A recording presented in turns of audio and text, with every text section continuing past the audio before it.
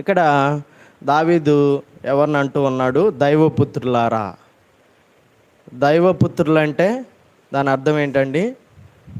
దైవము యొక్క పుత్రులం అంటే, దైవం అంటే దేవుడు, దేవుని యొక్క పుత్రులం, దేవుడి చేత సృజింపబడిన పుత్రులము. అంటే మనమందరము దేవుడి చేత సృజింపబడిన వారమే.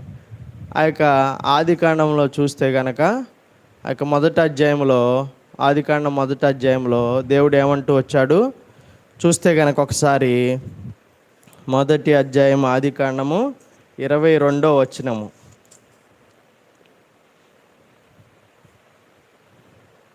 26వ వచనము. దేవుడు మన స్వరూపమందు మన పోలిక చొప్పున నరులను చేయుదము.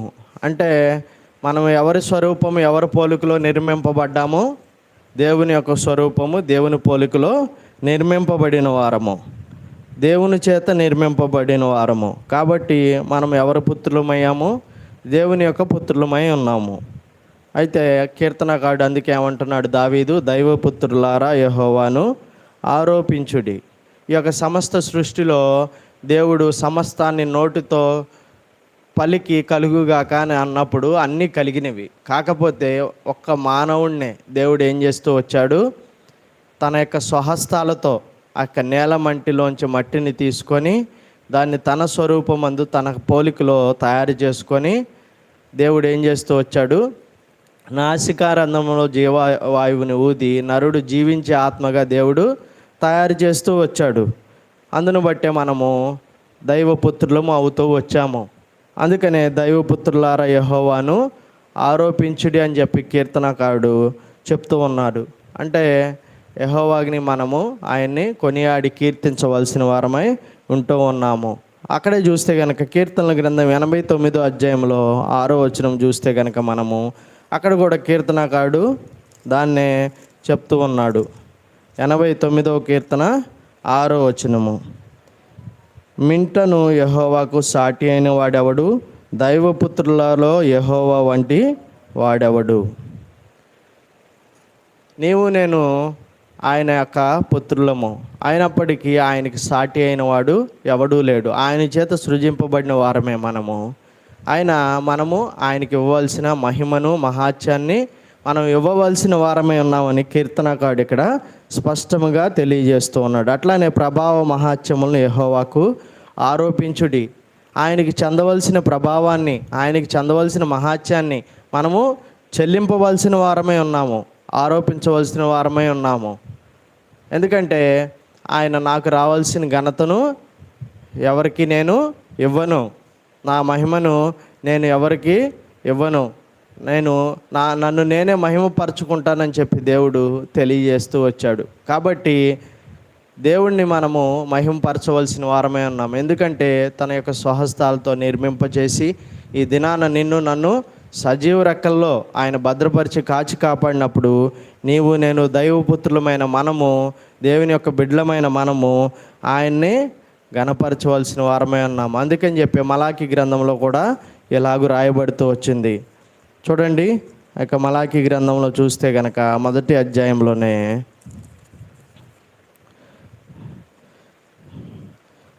6వ వచనం చూస్తే గనక, కుమారుడు తన తండ్రిని గణపరచును కదా, దాసుడు తన యజమాని గణపరచును కదా.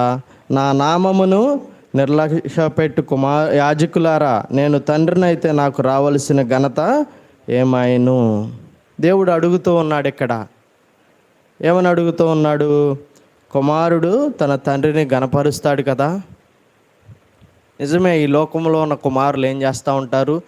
తన యొక్క తండ్రికి కలిగిన ఆ యొక్క ఘనతను బట్టి కానీ, ఆ యొక్క అభివృద్ధి చెందిన ఆ యొక్క జీవితాన్ని బట్టి కానీ, ఆ యొక్క ఫలభరితమైన జీవితాన్ని, ఈ లోక సంబంధమైన ఆ యొక్క జీవితాన్ని బట్టి, వాళ్ళకు కలిగిన ధనాన్ని బట్టి, వాళ్ళకి కలిగిన పేరు ప్రఖ్యాతులను బట్టి కుమారులు ఏం చేస్తూ ఉంటారు? నేను వాళ్ళ అబ్బాయినండి, నేను ఫలానా అండి, మనము చెప్పుకొని మనము మన తండ్రిని ఏం చేస్తూ ఉంటాము? ఈ లోక సంబంధంగానే గణపరుస్తూ ఉంటాము. కానీ ఈ యొక్క సర్వలోకాన్ని, నిన్ను నన్ను సమస్త జంతువుల్ని, పశుపక్షాదులని కొండల్ని, లోయల్ని, సమస్తము ప్రపంచంలో ఉన్న వండర్స్ అన్నిటినీ సృజించిన దేవుణ్ణి మనము ఏం చేయవలసిన వారమై ఉన్నాము?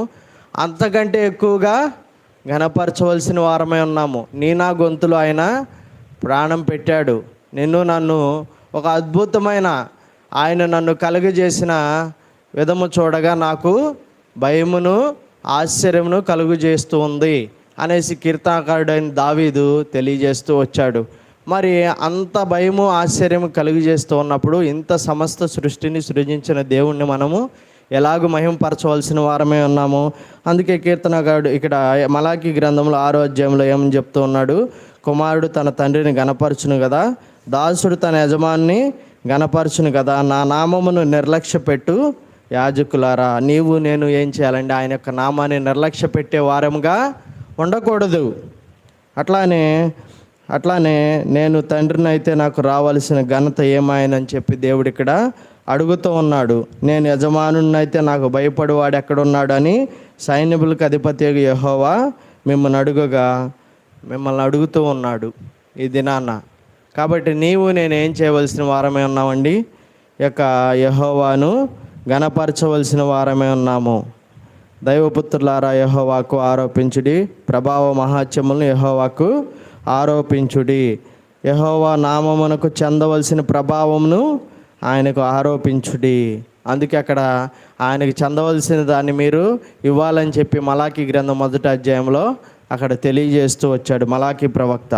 అక్కడే చూడండి, కీర్తనల గ్రంథం 66వ అధ్యాయము 2వ వచనంలో కూడా ఇలాగూ ఆయన ఎలాగ మనము 66వ అధ్యాయము 2వ వచనము, ఆయనకు ప్రభావము ఆరోపించి ఆయన్ను స్తోత్రించుడి, ఇలాగూ దేవునికి స్తోత్రము చెల్లించుడి. నీవు నేనేం చేయాలండి? నీవు నేను ఆయనకు ప్రభావమును స్తోత్రమును చెల్లింపవలసిన వారమై ఉన్నాము. నీవు నేను చెల్లింపవలసిన వారమై ఉన్నాం. మరొక ఉదయకాల సమయంలోనికి, మరొక దినములోనికి, వేకుజాములోనికి నిన్ను నన్ను దేవుడు ప్రవేశపెడుతూ వచ్చాడు. మరి ప్రవేశపెట్టిన దాన్ని బట్టి దేవునికి నీవు నేనేం చెల్లించాలా?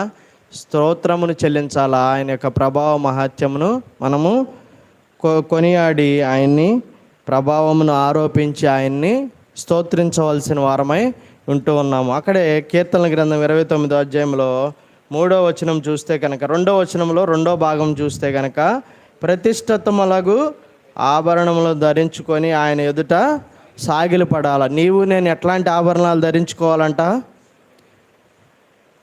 ఆ యొక్క ప్రతిష్ఠితములగు ఆభరణం ధరించుకొని ఆయన ఎదుట సాగిలపడాలా.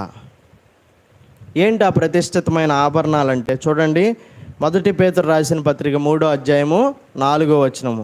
పేతురు రాసిన 1 పత్రిక 3వ అధ్యాయము 4వ వచనంలో ఆ యొక్క ఆభరణాలు ఏంటో దేవుడు తెలియజేస్తూ వచ్చాడు. సాధువైనట్టియు మృదువైనట్టియు గుణమును అక్షయాలంకారము గల మీ హృదయపు అంతరంగ స్వభావమును మీకు అలంకారముగా ఉండవలెను, అది దేవుని దృష్టికి మిగుల విలువ గలది.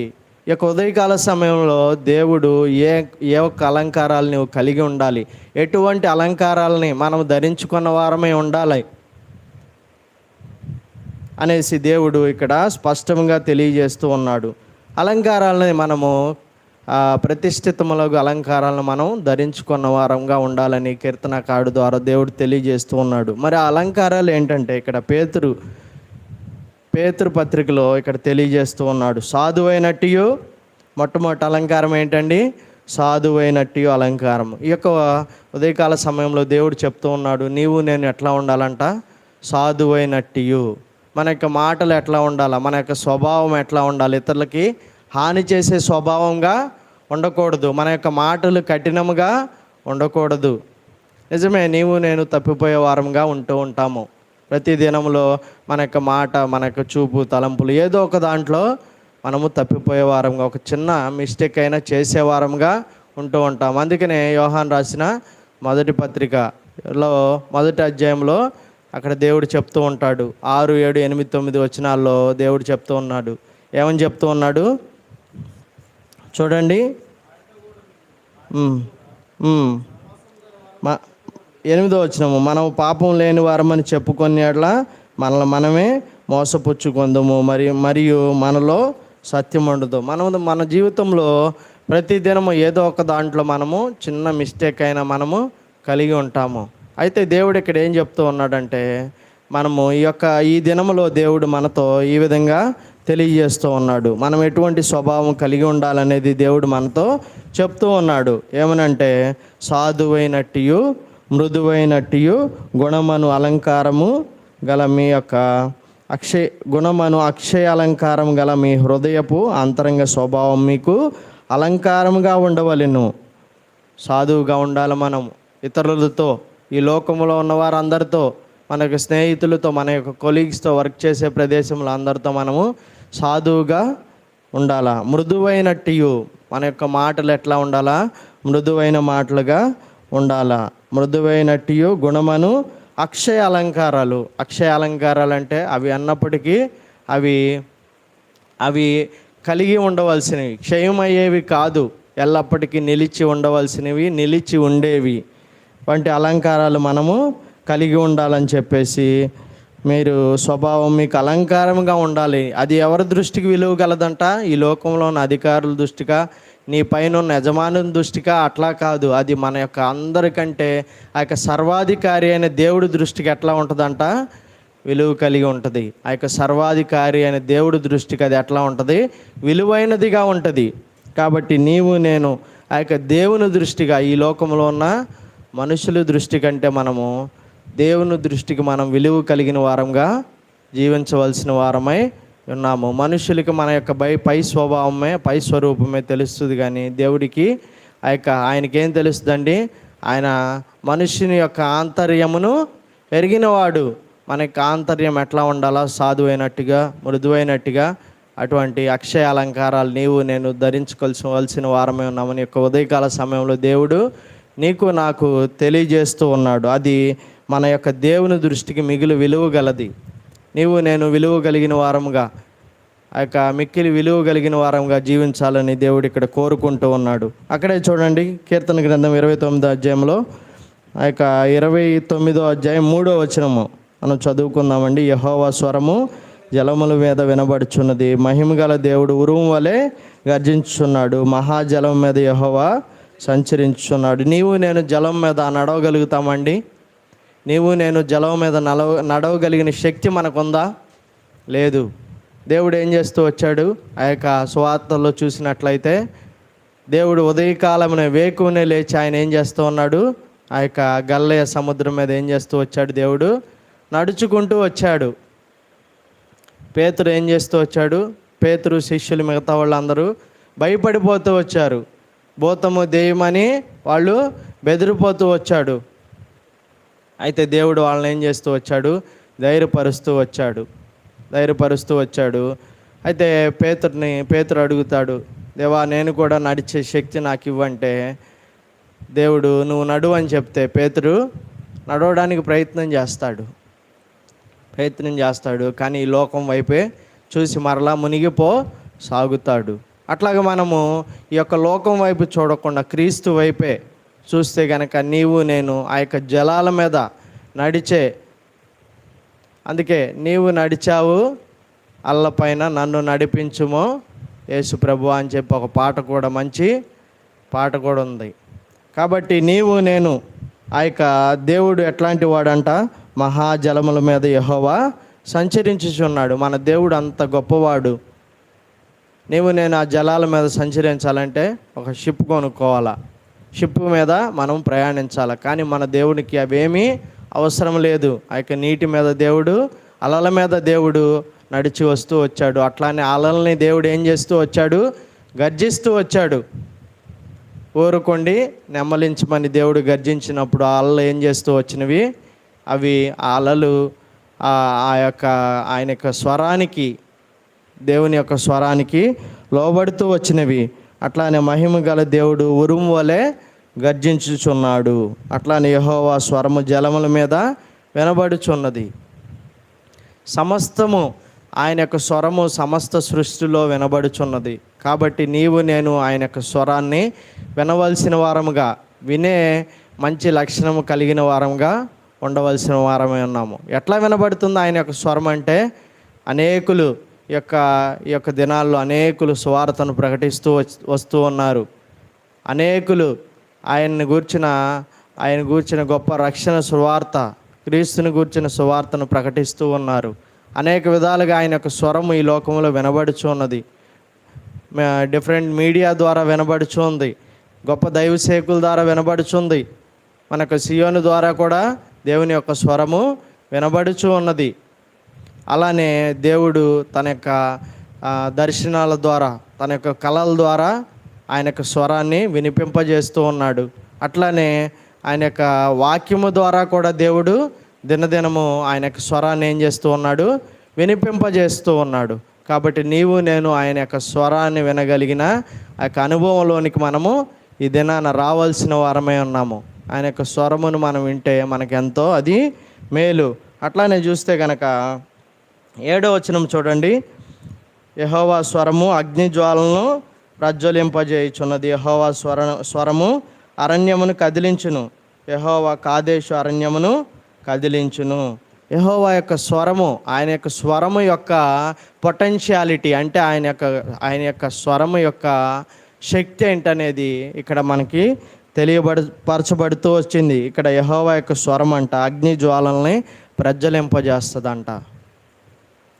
దేవుడు అనేక మార్లు తన యొక్క బిడ్డలతో ఎట్లా మాట్లాడుతూ వచ్చారు, మండుచున్న పద ద్వారా దేవుడు మాట్లాడుతూ వచ్చాడు. ఆ యొక్క మోషేని దేవుడు ఎక్కడ కలుస్తూ వచ్చాడు, మిద్యాను అరణ్యములో ఆ యొక్క కొండ మీద దేవుడు ఆ యొక్క మండుచున్న పద ద్వారా దేవుడు మాట్లాడుతూ వచ్చాడు. అందుకే రాయబడి ఉంది, దేవుడు ఎట్లాంటి వాడంట, ఆయన దహించు అగ్ని అయి ఉన్నాడు.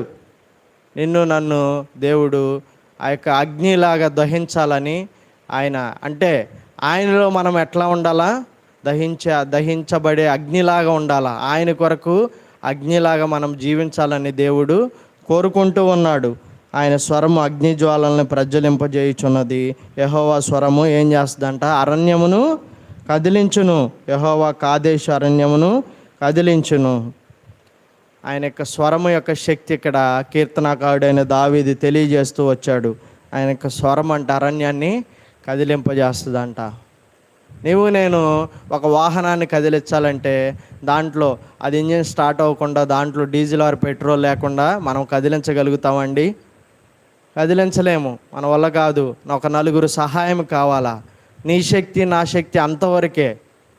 కానీ దేవుని శక్తి ఎట్లా అంట, ఆయన దిగొచ్చి కదిలించాల్సింది ఏది లేదండి. ఆయన యొక్క మాటతోనే సమస్తము నడిపింపబడుచు ఉన్నది. ఆయన యొక్క మాట చేత సూర్యుడు ఉదయాన్న కదిలి వచ్చి ఉదయిస్తూ ఉన్నాడు. ఆయన యొక్క మాట చేత చంద్రుడు కదులుతూ దేవుడి యొక్క చిత్తాన్ని నెరవేరుస్తూ ఉన్నాడు. కాబట్టి నీవు నేను కూడా ఏం చేయాలా, ఆయన యొక్క చిత్తాన్ని మనము విని ఆయన యొక్క చిత్త ప్రకారం నడుచుకోవాల్సిన వారమై ఉన్నాము. అట్లానే యెహోవా యొక్క స్వరము లేళ్లను ఈయన చేయును. ఆయన ఆకులు రాల్చును. ఆయన ఆలయములో ఉన్నవన్నీ ఆయనకే ప్రభావము అనుచున్నవి. సమస్తము ఆయన సృష్టిలో ఉన్నదంతయు ఆయనకి ప్రభావం చెల్లిస్తూ ఉంది. దేవుని ఆలయంలో ఉన్నవన్నీ కూడా ఆయనకే ప్రభావం చెల్లిస్తూ ఉన్నాయి. కాబట్టి నీవు నేను కూడా ఆయనకి రావాల్సిన ప్రభావ మహాత్యములను, ఆయనకి చెందవలసిన మహిమను నీవు నేనేం చేయాలా, చెల్లింపవలసిన వారమై ఉండాలా. అలాగున 10-11 వచనాలు చూస్తే కనుక, యెహోవా నిత్యము రాజుగా ఆసీనుడై ఉన్నాడు. యెహోవా తన ప్రజలకు బలము అనుగ్రహించును. యెహోవా తన ప్రజలకు సమాధానం కలుగజేసి ఆశీర్వదించును. యెహోవా తన ప్రజలకు బలాన్ని అనుగ్రహించేవాడిగా ఉన్నాడు.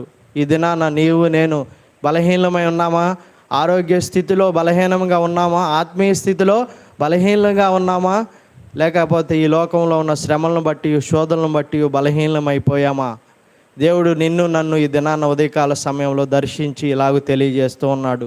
దేవుడు నిన్ను నన్ను ఏం చేసేవాడిగా ఉన్నాడు, బలపరిచేవాడిగా ఉన్నాడు. ఆయన కుంగిన వారిని లేవనెత్తేవాడిగా ఉన్నాడు. కీర్తనల గ్రంథం 146 అధ్యాయంలో అందుకే అలాగూ చెప్పబడుతూ, ఆయన కుంగిన వారిని లేవనెత్తువాడు, బలహీనల్ని బలపరచువాడు, దిక్కులేని వారిని పరదేశంలో ఆయన కాపాడేవాడిగా ఉంటూ వచ్చాడు. అట్లానే 11వ వచనం చూస్తే గనక కీర్తన 29వ అధ్యాయంలో యెహోవా తన ప్రజలకు సమాధానం కలుగజేసి వారిని ఆశీర్వదించును. నిజమే, ఈ యొక్క ఉదయకాల సమయంలో ఈ దినంలో ఇంతవరకు నీకు సమాధానం లేదా? దేవుడు సమాధానం ఇవ్వడానికి ఆయన సిద్ధముగా ఉన్నాడు. నేను ఏం చేయాలంటే ఆ యొక్క సమాధానం కొరకు ఆయన్ని ఈ యొక్క ఉదయకాల సమయంలో వేడుకుంటే కనుక ఈ దినం మొత్తంలో దేవుడు నీకు నాకు ఏం దయచేస్తాడు? సమాధానం, కావాల్సిన బలము, కావాల్సిన శక్తి, నెమ్మదిని దేవుడు అనుగ్రహించేవాడుగా ఉన్నాడు. అట్లానే సమాధానం కలగజేసి వారిని ఆశీర్వదించును. నిన్ను నన్ను దేవుడు ఆశీర్వదించాలని ఆయన కోరుకుంటూ ఉన్నాడు. నేను ఆశీర్వదింపబడాలి అంటే కనుక ఆయన యొక్క మాటను వినాలి. అబ్రహాం ఏం చేస్తూ వచ్చాడు? దేవుడు అబ్రహాముని దర్శిస్తూ వచ్చినప్పుడు, నేను చూపించే యొక్క దేశానికి వెళ్ళు, నేను నిన్ను ఆశీర్వదించి నేను గొప్ప జనముగా చేస్తానని చెప్పినప్పుడు ఆయన నమ్మాడు. అబ్రహాము దేవుణ్ణి నమ్మిన, అది అతనికి నీతిగా ఎంచబడెను. దేవుడు ఇచ్చిన వాగ్దానాన్ని తప్పే దేవుడు కాదండి. దేవుడు ఆ యొక్క వాగ్దానాన్ని ఎల్లప్పుడూ నెరవేర్చేవాడిగా ఉన్నాడు. నేను ఆశీర్వదింపబడాలి అంటే ఆయన యొక్క మాటను వినాలా, ఆయన యొక్క చిత్తానికి లోబడి జీవించినట్లయితే నేను ఆశీర్వదింపబడే వారంగా ఉంటాము. దేవుడు ఈ యొక్క ఉదయకాలంలో ఇలాగ మాట్లాడిన మాటలను బట్టి మనందరికీ ఈ దినమంతయు దేవుడు ఈ మాటలను బట్టి మనల్ని ఆదరించి ఆయన తన స్వరముతో మనతో మాట్లాడి మనకు ఆయన యొక్క సమాధానాన్ని, ఆయన యొక్క బలాన్ని మనకి అనుగ్రహించునుగాక. ఆమెన్. దేవుడి యొక్క మాటలు మనందరి వెనుకల్లో దీవించి ఆశీర్వదించి ఫలింపచేయునుగాక. ఆమెన్. ప్రార్థించుకుంటామండి.